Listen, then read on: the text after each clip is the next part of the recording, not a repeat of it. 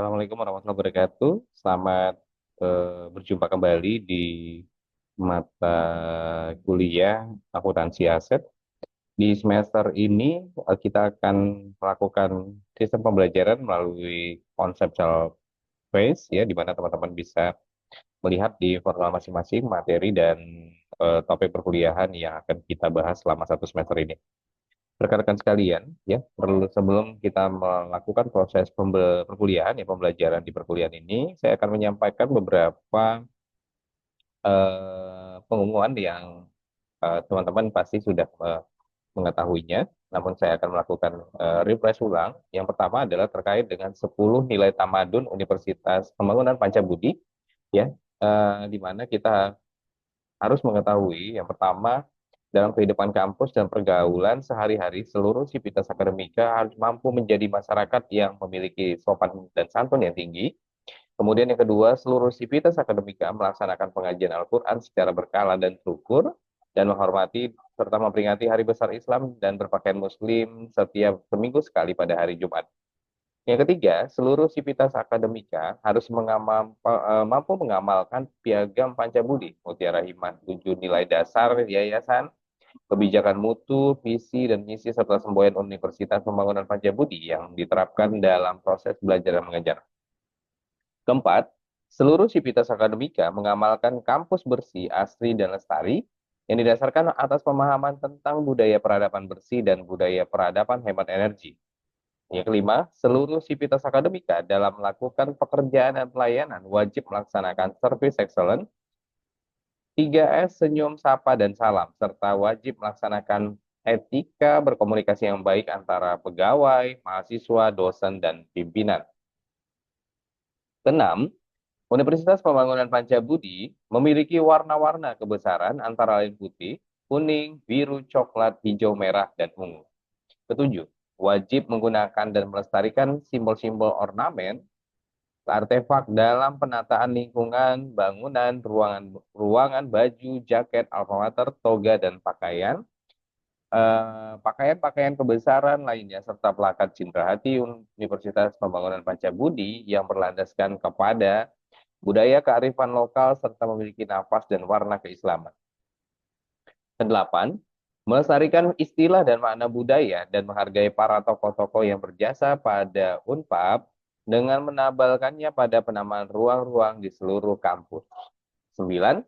Seluruh sivitas akademika dalam melakukan segala tanggung jawab yang diberikan kepada seluruh setiap pegawai wajib melaksanakannya dengan sebaik-baiknya dan memiliki sifat mandiri serta bersedia meningkatkan kemampuan diri melalui pelatihan dan penguatan keahlian yang berwawasan internasional.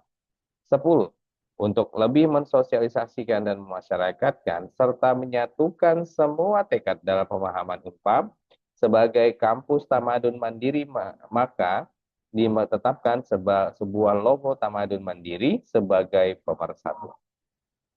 Rekan sekalian, perlu diingat, visi Universitas Pembangunan Pancabudi menjadi perguruan tinggi swasta yang terkemuka, berbasis religius dalam mengembangkan iptek yang bermanfaat bagi kemaslahatan umat. Visi prodi akuntansi ya menghasilkan lulusan yang unggul di bidang ilmu akuntansi berdaya saing pada tingkat nasional dan internasional untuk kemaslahatan umat. Misi Universitas Pembangunan Pancabudi melaksanakan satu, yaitu melaksanakan pengabdian sesuai dengan Piagam Pancabudi, mengabdi kepada Tuhan Yang Maha Esa, negara, nusa, bangsa, dan dunia. Yang kedua, mengembangkan iptek berdasarkan Al-Quran dan hadis, mencerdaskan kehidupan bangsa dengan menggali sumber-sumber ilmu yang berfaedah dalam bidang iptek dan imtak. Ketiga, melaksanakan pendidikan, penelitian, dan pengabdian untuk bangsa dan negara Republik Indonesia yang mutunya dapat bersaing secara nasional dan internasional dalam fitrah pengabdian terhadap Allah SWT. Keempat, mendorong fungsi kehalifahan dalam mewujudkan kebahagiaan kehidupan manusia dalam dimensi dunia dan akhirat. Kelima, melestarikan sumber daya alam dan lingkungan serta kehidupan sesuai dengan syariat Islam. Adapun misi prodi akuntansi yaitu berkualitas pendidikan, menekankan kualitas pendidikan, penelitian, dan pengabdian masyarakat di bidang akuntansi. Sumber daya manusia dosen seperti kualifikasi akademik, ya, sertifikasi kompetensi internasional, jabatan akademik, sertifikat profesional, dan rekognisi tingkat internasional bidang ilmu akuntansi. Sarana dan prasarana sesuai kebutuhan ilmu akuntansi berstandar internasional dan kerjasama yang secara nasional dan internasional sesuai bidang ilmu akuntansi. Rekan-rekan sekalian, juga ada 7 nilai dasar yayasan. Yang pertama, menjaga kemurnian akidah tauhid dan melaksanakan syariat seperti sholat, zikir, dan lain-lain. Yang kedua, bersyukur, bersuka cita, dan tidak mengeluh. Tiga, rendah hati, sederhana, jujur apa adanya, memaafkan, dan tidak marah. Keempat, berpikir positif, berprasangka baik, dan tidak bergunjing. Lima, berbuat baik, berubah, dan respek. Enam, berempati dan memberikan solusi, bukan mengkritik atau mencela. Ketujuh, patuh kepada pimpinan dan menaati peraturan. Di budaya Unpad, budaya peradaban bersih dan menekankan budaya peradaban yang hemat energi. Wabarakatuh, rekan-rekan mahasiswa yang saya hormati dan saya sayangi, pertemuan kali ini di semester ini eh, mata kuliah audit internal, kita akan membahas terkait dengan topik kertas kerja audit internal. Rekan-rekan sekalian, metode pembelajaran kita di semester ini yang saya ampu adalah metode self-paced, di mana rekan-rekan dapat membaca, melihat, dan memahami, serta melakukan proses pembelajaran melalui portal yang ada. Eh, Sebenarnya rekan-rekan ketika eh, menjadi seorang auditor internal, perlu memahami sebenarnya bagaimana untuk menyusun kertas kerja dan memahami apa itu sebenarnya kertas kerja audit. Ya. Di layar Bapak Ibu sekalian, rekan-rekan mahasiswa, bahwasanya kertas kerja audit itu merupakan satu dokumen dan bukti yang dikumpulkan oleh auditor selama proses audit berlangsung. Kertas kerja ini berfungsi sebagai sebagai catatan komprehensif yang meliputi prosedur audit, bukti-bukti temuan, ya, dan alokasi pekerjaan dari tim audit yang dilakukan. Kertas kerja audit ini menjadi dasar yang kuat untuk pengambilan keputusan dan membentuk atau sebagai dasar pembentukan opini auditor. Tanpa adanya dokumentasi yang baik, pastinya hasil audit akan kehilangan kredibilitas dan kekuatan hukumnya secara formal. Fungsi utama kerja audit sebagai yang pertama adalah sebagai dokumentasi resmi, sebagai bukti pembukung, pemahaman proses, serta menjadi salah satu dasar jaminan kepatuhan. Ya. Dari sisi dokumen resmi, bahwasanya kertas kerja audit ini mendokumentasikan seluruh tahapan audit secara sistematis dan terstruktur sesuai standar profesional yang berlaku. Nah, untuk bukti pendukung menjadi bukti kuat yang mendukung temuan audit dan rekomendasi yang diberikan kepada manajemen. Kemudian pemahaman proses, ya. Pemahaman proses memudahkan pemahaman mendalam terhadap proses bisnis dan sistem pengendalian internal klien. Ya. Eh, dari sisi jaminan kepatuhan, menjamin kepatuhan penuh terhadap standar audit internasional dan nasional yang ditetapkan. Eh, Mungkin kita ke slide berikutnya. Maaf. Oke. Nah, itu tadi fungsi-fungsi utama dari kertas kerja audit, ya. Nah, dari sisi jenis kertas kerjanya sendiri, ya, ada berkas audit permanen dan berkas audit yang existing misalnya atau kondisi saat ini. Dari sisi berkas kerja audit ini, yang permanen menyimpan informasi berkelanjutan yang relevan untuk beberapa periode audit. Contohnya meliputi anggaran dasar dan anggaran rumah tangga perusahaan, misalnya ADRT, kontrak jangka panjang dan perjanjian penting, struktur organisasi dan deskripsi pengendalian internal, dokumen legal, dan kepemilikan aset tetap. Nah, berkas audit saat ini, dokumentasi spesifik untuk audit yang dilakukan pada periode tertentu mencakup apa saja program audit dan rencana kerja periode berjalan, kertas kerja pengujian substantif dan analitis, temuan audit dan catatan diskusi dengan klien atau auditi ya, serta kesimpulan dan rekomendasi audit tahun berjalan. Nah, rekan-rekan sekalian, dokumentasi yang dari ringkasan secara indeks ya. Mengapa indeks itu penting? Ya, karena sistem indeks yang baik adalah merupakan kunci efisiensi audit. Ya, indeks kertas kerja memudahkan pencarian cepat atau shortcut dan penelusuran dokumen yang diperlukan selama proses audit dan melakukan review.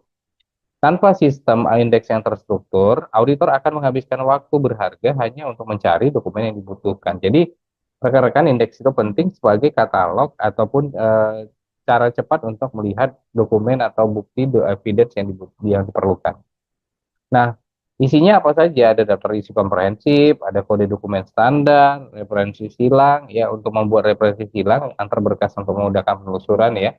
Kemudian dari sisi ringkasan bisnis yang menyusun ringkasan eksekutif tentang apa saja bisnis klien dan proses audit.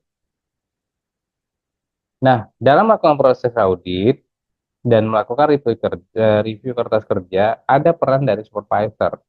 Ya, perannya apa? Melakukan peninjauan secara mendalam dengan cara melakukan review menyeluruh atas kertas kerja yang disiapkan oleh staf audit junior maupun senior. Nah, dari sisi kemudian berperan sebagai validasi standar, ya. Memastikan apa? Memastikan standar audit terpenuhi dan bukti audit mencukupi untuk mendukung kesimpulan. Arah perbaikan, ya, memberikan feedback dan konstruksi dan arahan untuk perbaikan dokumen audit, ya. Kemudian jaminan kualitas, ya, menjaga akuntabilitas tinggi dan integritas laporan audit yang dihasilkan. Nah, yang menjadi catatan penting adalah supervisor itu bertanggung jawab penuh atas kualitas kertas kerja dan menandatangani setiap bagian yang telah dilakukan review atau audit. Nah, gimana kepemilikan dan kontrol atas kertas kerja auditnya? Ya, secara kepemilikan, kertas kerja ini adalah milik auditor dan perusahaan yang melakukan audit, bukan klien. Ya, ingat, kertas kerja mau milik auditor, bukan klien. Jadi hal ini memastikan independensi dan objektivitas proses audit. Kemudian penyimpanannya harus aman, ya, harus disimpan dengan aman dalam sistem filing yang terorganisir baik dalam file audit permanen maupun file audit saat ini. Secara kontrol akses, pengendalian akses ketat diperlukan untuk menjaga kerahasiaan dan integritas data yang audit yang sensitif. Prosedur arsip, ya, prosedur penyimpanan dan pengarsipan harus sesuai dengan standar profesional dan regulasi yang berlaku. Retensi kertas kerja umumnya minimal 5 sampai 7 tahun ya, sesuai regulasi atau lebih lama jika diperlukan untuk keperluan hukum. Ada beberapa kriteria ya yang menjadikan kertas kerja audit itu ideal. Yang pertama relevan. Relevan di sini bermakna memuat informasi yang berhubungan langsung dengan tujuan audit dan area yang diperiksa tanpa informasi yang tidak perlu atau menyimpang dari fokus audit. Kemudian kriteria berikutnya adalah cukup ya. Kertas kerja audit ini menyediakan bukti yang memadai dan komprehensif untuk mendukung setiap kesimpulan auditor dan temuan yang dilaporkan kepada manajemen. Kemudian tepat, berisi data dan dokumen yang akurat, dapat dipercaya dan terverifikasi dari sumber yang kredibel, serta dapat dipertanggungjawabkan. Dari sisi kriteria berikutnya terstruktur, disusun secara sistematis, dengan sistem indeks dan pengkodean yang jelas, dan memudahkan navigasi dan penelusuran dokumen oleh siapapun. Terkini, ya, memaparkan informasi dan data terbaru yang sesuai dengan periode audit yang sedang dilakukan, bukan data yang sudah usang atau tidak relevan. Nah, bagaimana dokumentasi pengendalian internal dalam kertas kerja? Ada kebijakan dan prosedurnya. Kemudian lakukan evaluasi secara KOSO, ya, lakukan evaluasi efektivitas pengendalian sesuai framework KOSO atau standar yang relevan. Lingkup aktivitas pengendalian, catat semua aktivitas pengendalian yang diobservasi dan diuji selama proses audit. Dan kemudian ada temuan audit, dokumentasikan temuan terkait kelemahan weakness dan stronger, kekuatan pengendalian internal yang ditemukan. Framework OSO ini mencakup 5 komponen: lingkungan pendalian, penilaian risiko, ya, kemudian aktivitas pengendalian, informasi dan komunikasi, serta pemantauan. Setiap komponen harus dievaluasi dan didokumentasikan dengan detail dalam kertas kerja audit. Nah, di proses review dan validasi kertas kerja, lakukan pemeriksaan kelengkapan, verifikasi konsistensi, validasi bukti, lakukan kesesuaian standar, ya, ini untuk memastikan kertas kerja mematuhi standar audit yang berlaku. Kemudian adanya persetujuan akhir berupa tanda tangan dan persetujuan resmi dari supervisor dan partner audit sebelum laporan audit final disusun dan disampaikan kepada klien. Nah, manfaat kertas kerja audit bagi organisasi apa? Transparansi dan akuntabilitas, perbaikan sistem, perlindungan akan hukum, referensi masa depan. Tantangannya dalam pengelolaan kertas kerja audit diperlukan atau terkait dengan kerahasiaan data sensitif, di mana harus dijaga kerahasiaan data sensitif klien yang pasti menjadi tantangan di era digital. Kenapa? Karena ada kemungkinan potensi risiko kebocoran data dan sehingga diperlukan satu bentuk enkripsi dan kontrol akses yang ketat. Konsistensi dokumen, ya, dokumentasi memastikan konsistensi dokumentasi antara auditor yang berbeda dengan gaya yang bekerja yang beragam. Standarisasi template dan pelatihan berkelanjutan juga sangat penting.